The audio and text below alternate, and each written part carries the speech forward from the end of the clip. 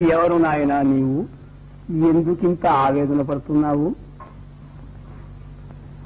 జీవిత పరమార్థం తెలుసుకోలేక ఆర్తిపడుతున్న అంధం. జీవితానికి పరమార్థం అంటూ ఒకటి ఉన్నలుగుతున్నావా? లేదా స్వామి, వేదాంగాల నెరిగిన మహర్షులు, దేశ దేశాలు జయించిన చక్రవర్తులు, పేద సాద అంతా పుట్టి పెరిగి మరణిస్తున్నారు. వీరంతా మరణించిన తర్వాత ఏమవుతున్నారు స్వామి? పిచ్చివాడా, లోకమంతా ఈ శరీరంతో జీవించి సుఖించాలని తాపత్రయపడుతుంటే మరణించిన తర్వాత ఏమవుతారనే విచారం నీకెందుకు? ఆ విచారం వదలుకో. నీకు అష్టైశ్వర్యాలు కలిగే మార్గం చూపిస్తాను, అనుభవించు. వద్దు స్వామి, అవన్నీ అనుభవించి క్షణికములని క్షుద్రములని తెలుసుకున్నాను. వాటిపై నాకు వాంఛ లేదు. నన్ను బాధిస్తున్న ప్రశ్న ఒక్కటి: మనం ఎక్కడి నుంచి పుడుతున్నాం, ఎక్కడికి పోతున్నాం? ఈ సందేశం నివారించండి. ఈ రహస్యం తెలుసుకోవటానికి దేవతలకే సాధ్యం కాలేది, మానవులకు సాధ్యమవుతుందా? మీ వంటి మహానుభావులే సాధ్యం కాదంటే మాకు దిక్కెవరు స్వామి? మేము ఈ దుఃఖభాజనమైన సంసారంలో కృషించి జనన మరణ ప్రవాహంలో కొట్టుకుపోవలసిందేనా? మానవుడికి తరుణోపాయం లేదా స్వామి? లేకే నాయనా, ఉంది.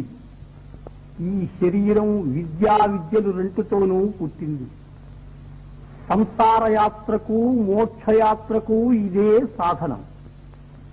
అవిద్యచే మోహితులమై కనిపించే ఈ జగత్తు సత్యము నిత్యము అనుకొని దుఃఖభాజనులమై సావు పుట్టుకల కుమ్మరిసారెలో తిరుగుతున్నాం. ఇదంతా అనిత్యమని, ఈ నాటకానికంతటికీ కారణమైన మహాచైతన్యం వేరే ఉందని, అది నిత్యము సత్యమని తెలుసుకొని ఆ ఆత్మానుభవం పొందాలి. అదే జీవిత పరమార్థం. ఆ ఆత్మానుభవం నాకెట్లా కలుగుతుంది స్వామి? భక్తి మార్గంతో కొందరు, జ్ఞాన మార్గంతో కొందరు సాధించారు. కానీ జీవన్ముక్తికి రాజయోగమే సులభోపాయమని పెద్దల మతం. రాజయోగం నాకెవరు ఉపదేశిస్తారు స్వామి?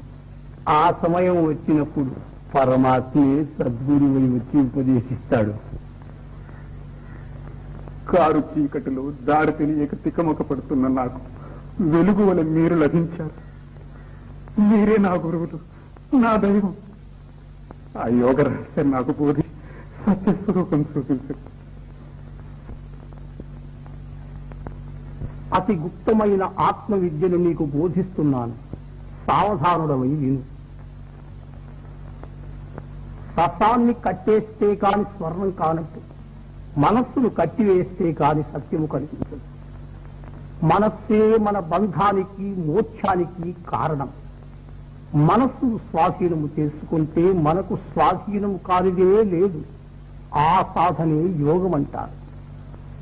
సాంగయోగాన్ని క్రమంగా సాధించి చిత్తవృత్తుల నడచి సమాధి స్థిరుడమైనప్పుడు నీ మనస్సుకు అనంత శక్తి కలుగుతుంది. అప్పుడు నీవు చేయలేని కార్యమే ఉండదు. నిన్నింతవరకు తన చేత చిక్కించుకొని ఆడించే ప్రకృతి నీ స్వాధీనమవుతుంది. మోక్షం అంటే అదేనా స్వామి? కాదు నాయనా, అది మోక్షానికి మొదటి మెట్టు.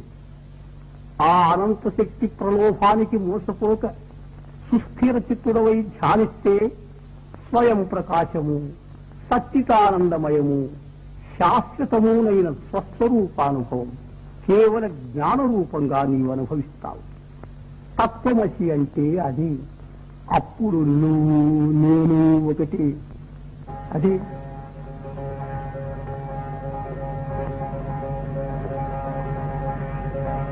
రాజయోగ సాధన చేసి అఖండ బ్రహ్మానందానుభవం పొందు.